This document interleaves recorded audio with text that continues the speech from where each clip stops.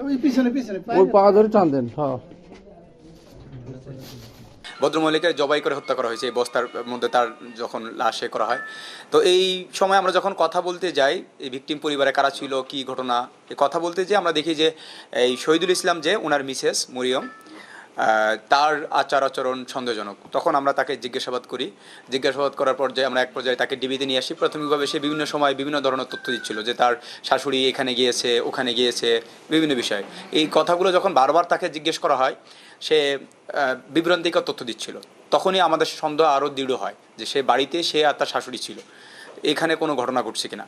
তো এই এক পর্যায়ে তাকে বারবার এই জিজ্ঞাসাবাদের এক পর্যায়ে সে যেহেতু পেশাদার সে খুনি না, সে তখন স্বীকার করে ফেলে যে তার স্বামী অর্থাৎ ওই যে মারা গেছেন ওনার ছেলে শহীদুল সে বাইরে যাওয়ার পরে তার শাশুড়ি এবং এই ভদ্রমহিলা যে মরিয়ম অভিযুক্ত তাদের মধ্যে কথা কাটাকাটি হয়, ঝগড়া হয়। সেই ঝগড়ার এক পর্যায়ে উত্তেজনার বশবর্তী হয়ে সে তার শাশুড়িকে তাদের ঘরে থাকা যে চাপাতি ছিল সেই চাপাতি দিয়ে কুপিয়ে হত্যা করে ফেলে।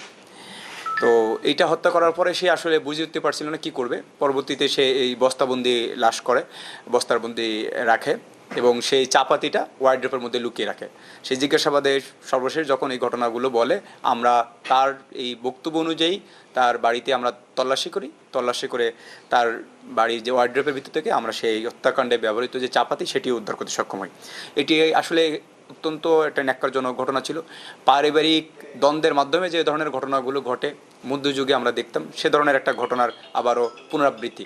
এই যে হত্যাকাণ্ড সে একাই ছিল এবং তাদের দুইজনকার মধ্যকার আগে ইতিপূর্বেও বিভিন্ন ধরনের ঝগড়া হয়েছে। গতকালকেও এরকম একটা ঝগড়ার বশবর্তী হয়ে হঠাৎ উত্তেজনার বশবর্তী হয়ে সেই ঘটনা ঘটিয়েছে এবং এই বিষয়ে আইনগত ব্যবস্থা প্রক্রিয়াধীন।